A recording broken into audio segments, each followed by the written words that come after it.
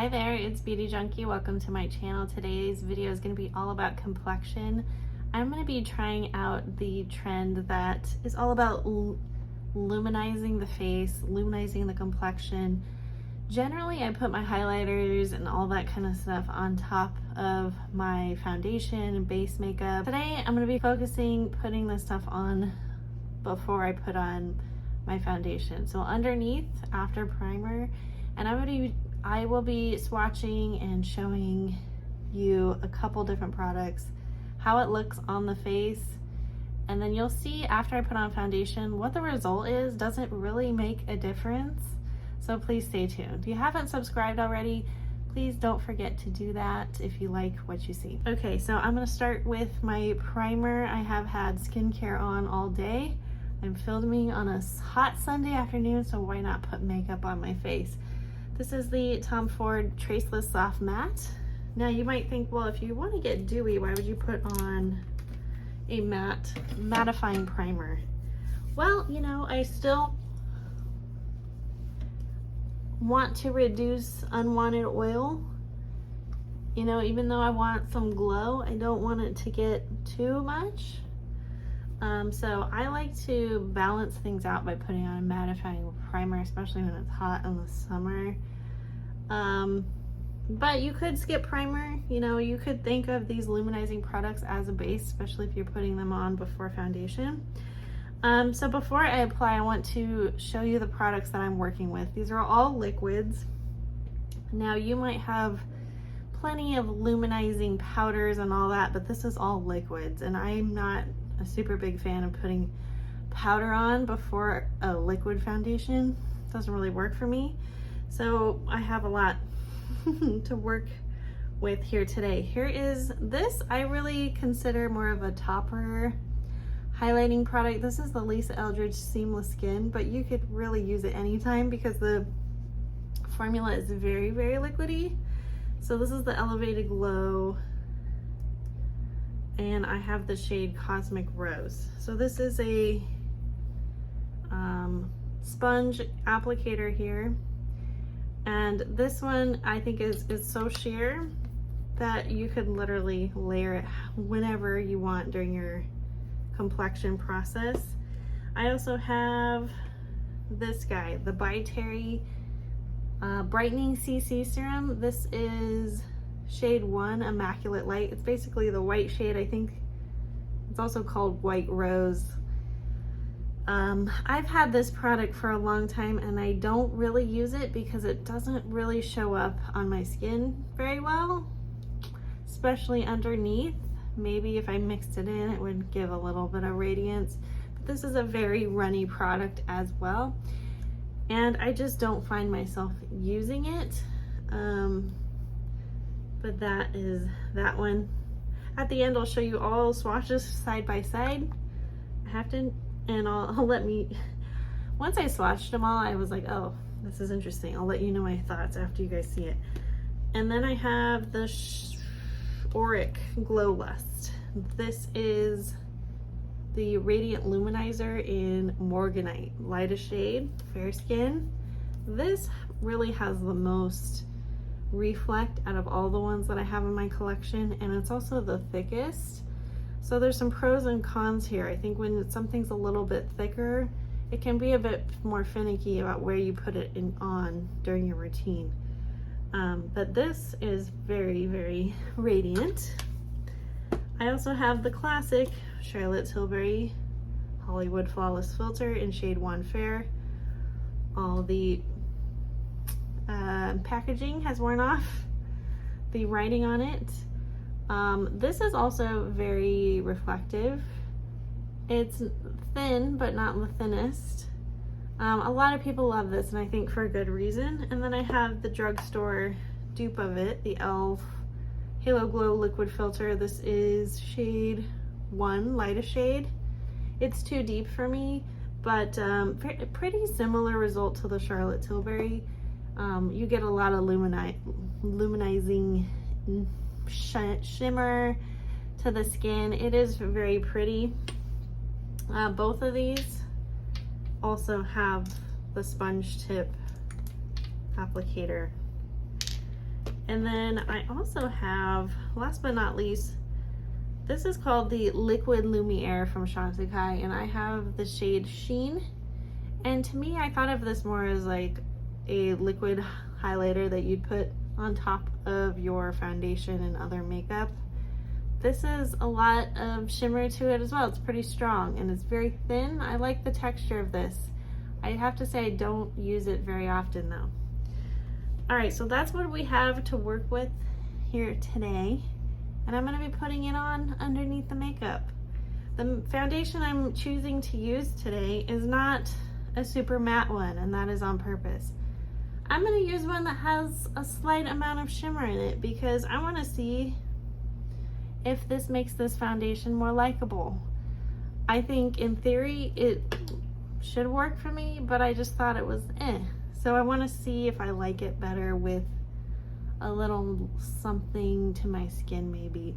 So I hope that makes sense. I'm going to, so we have the primer on. Because this one is the most shimmery, the Auric Glow Less, I want to try this, but I also want to use maybe something a little bit more sheer under the eyes, the Lisa Eldridge, because I've seen people put the shimmery things under their eyes and I'm like, does that really do something? I'm also tempted to maybe use this guy underneath my eyes. So maybe we'll do a couple things. I don't want to go overkill, but the idea of layering glow does make me feel inspired. So here we are. So I'm going to start out with the Morganite shade from Glow Lust. It does make me feel inspired. So I'm going to go ahead and throw up those swatches of all these products.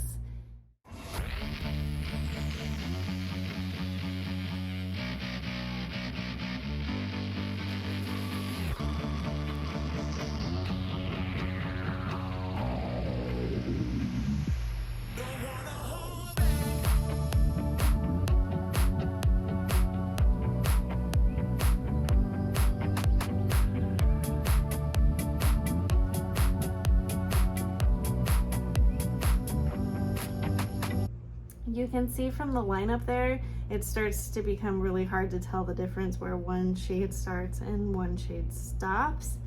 And that's because at the end of the day, all of these look very similar. You can see some are pretty different, not as shimmery, more of just a shine, a glow, a wetness. Others are very much sparkly, and then there's variations in shades of that sparkle. But a lot of them, you see there's barely anything there. You're like, this isn't really worth my time. And some of them may be just too much for you. So I just felt like, doesn't really matter the price. Really, they all look pretty close. Or a lot of them looked very close on the skin. So here we are, trying out the Glow Lust. I'm gonna do a couple pumps here, and I'm going to use a brush to sort of make things a little bit more even. And this is the Lisa Eldridge foundation brush, and I'm just gonna paint some of this on. I have to say this is a bit out of my comfort zone. This feels like kind of an extra unnecessary step, especially if I'm in a hurry. But I'm willing to change up my routine if it means that I'm happier with the result. So I'm gonna literally go all over the face with this. And I think you can already see like the sheen on this is pretty extreme, but I'm also using a lot of product. Probably most of you would use about half of this all over the face. And it would be less dramatic if I mixed it in to the foundation rather than just putting it directly on the skin. Some people love a glow and a sheen so much, they don't care about foundation, they just want to look glowy. So they'll wear something like this to the gym, to go outside. Like this is all they care about doing, which I am fascinated by. But it's kind of pretty. For me, it looks a little funny to like just go out like this and be done. But for some of you, like, this is just enough to make your skin look alive. You feel beautiful. You don't need anything else. And I love that. So some of these products really can be game changing for people. Others, it's like, do I really need something like this? So I use most of those 2 pumps here. I have a little bit left. So how it feels on the skin. When I'm spreading it before it dries down, I think it feels almost like a serum in a way. It does have a thickness to it, just like I was saying. It's not like super thin. It does take a bit to sort of sink in. So I know a lot of you have texture preferences. That may be a deal breaker if it's a little bit too thick feeling. So I want to, maybe I'll put, since it's under my eyes, maybe I will go with this Byterry White Rose CC serum. This is kind of at the back of my drawer in my collection, to be honest. It's not something I reach for. This is the Sonia G Soft Concealer Brush. I'm going to dip into this much more liquidy product. It is very white. It has that very almost translucent sheen. I don't know that I love this. I feel like this brush kind of soaked it up, so I'm going to do another pump on the other side. I do worry how this is going to look under concealer or dry down. Especially under the eyes, there's a lot more movement, activity, crinkles, creases. I mean, it's kind of pretty, even with no makeup. I don't know, sometimes highlighter can make things look worse, but what do we think with just these 2 products? I feel like I'm looking very glowy. If I were to get real sweaty, it might be too much, but in the AC, I think it looks decent. All right, so our next step is to try on this foundation. This is the Makeup by Mario SurrealSkin, and I have the shade 1C. If you look real close, there's some slight shimmer in there. I wouldn't really say when I tried this that there was obviously shimmer in this foundation, so I wanted to see what these types of products can do. Will it make it better? I don't really know. So I'm going to use the same brush here and dip into this foundation and then kind of buff it out a bit.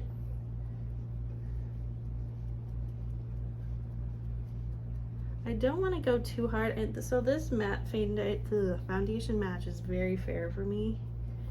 I don't want to go too hard or too thick because I don't want to bury the color we just put on, the shine. I want to make this somewhat, you know, give it a fair chance. Make sure it's still pretty visible under there. I don't want to go too thick, too hard. Okay, so that is a significant layer. And I'm going to use my new Sonia G Soft Buffer Brush and blend this in. I think the issue I had with this Mario foundation is it didn't settle into my big pores very smoothly. I felt like I had some extra texture that wasn't there before I put on the makeup. So I'm kind of seeing that still right now as I blend this out. I get the little pockets of makeup that you can see in my pores. It's probably because of the formulation of the foundation and my skin just, maybe there's an ingredient missing that I really need to have for me to like a foundation. Because I feel like I had, you know, plenty of layers in between me and the foundation. We have a primer, the glow products, quite a bit of glow product really.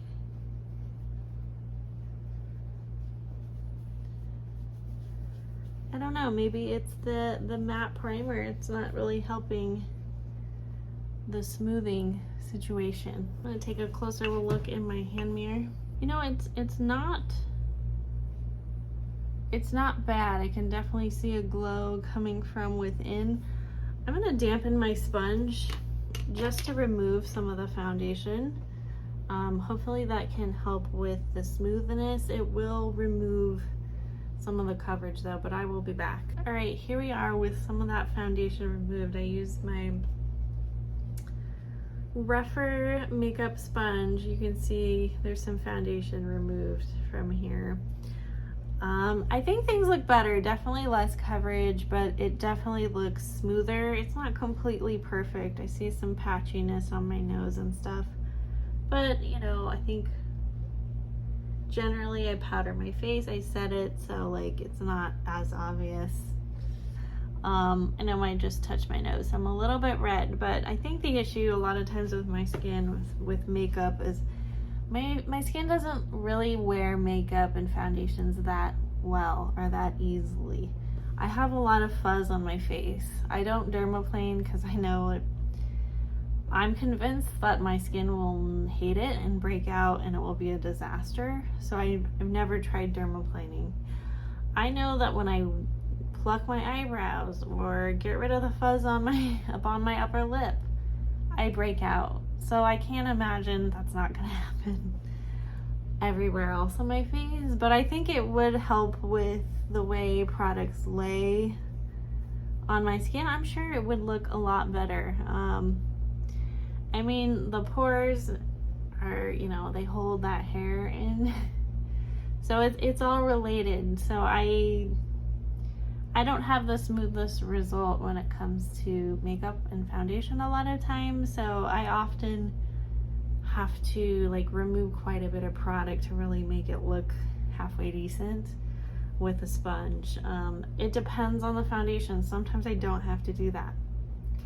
This one I do, so I don't use it that much because it's just more work for me to make it look better. But I do like the glow that's coming underneath the skin. It does make me like the foundation a little bit better. I'm not completely convinced.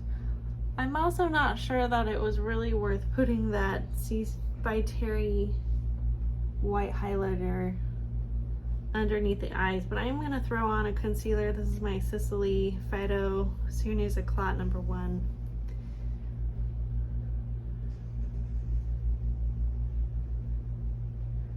I generally don't do concealer on the rest of my face unless something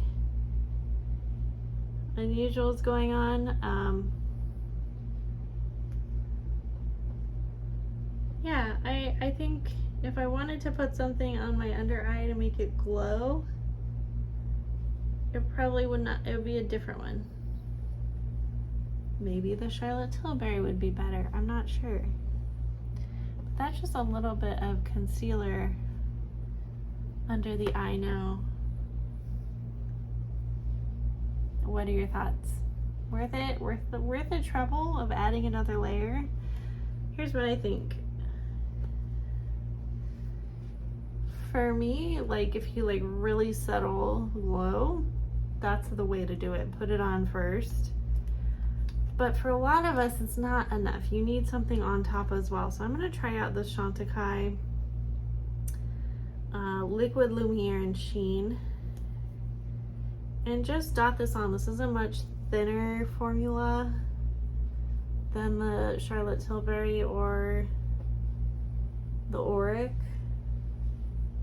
And that just amps up the shine, but it's still very natural. It's a very fair skin friendly color. It's just even more kind of a spot treatment glow for the high point of the cheeks. So I think that is stunning. I will say just be really careful about layering lots of glow products. They can emphasize texture. They can emphasize pores. So try not to take them too low on the face.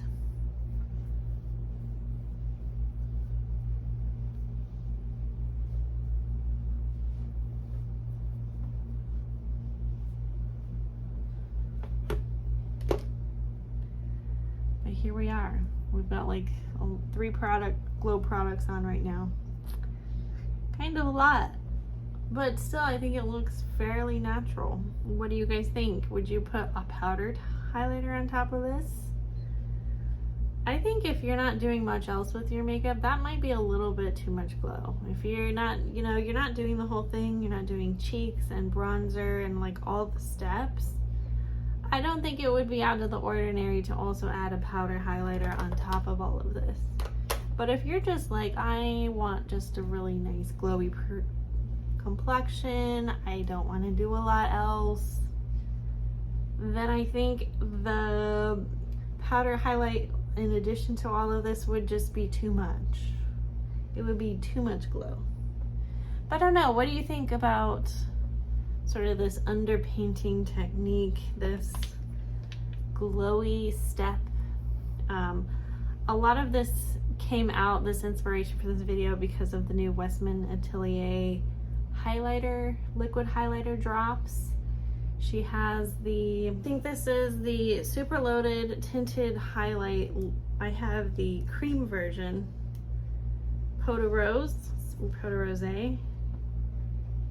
and they have liquid versions now, and they're very, very popular. People are putting them on under makeup, and I was like, ooh, maybe I should get it. People love it, but I'm like, you know, I have all these glowy products in my collection already. Westman Atelier is so expensive. Do I really need it? I don't even use this that much. But that's where the inspiration came from the video, the new liquid version of this. I don't know, I think I'm probably good with what I have. But I want to know your thoughts. Please comment below. That's going to be it for this video, just focusing on glowy complexion. If you have a favorite liquidy luminizing product, please put it in the comments below. We want to hear from you. If you like the video, click the thumbs up, subscribe, and I will see you all in the next one. Bye guys.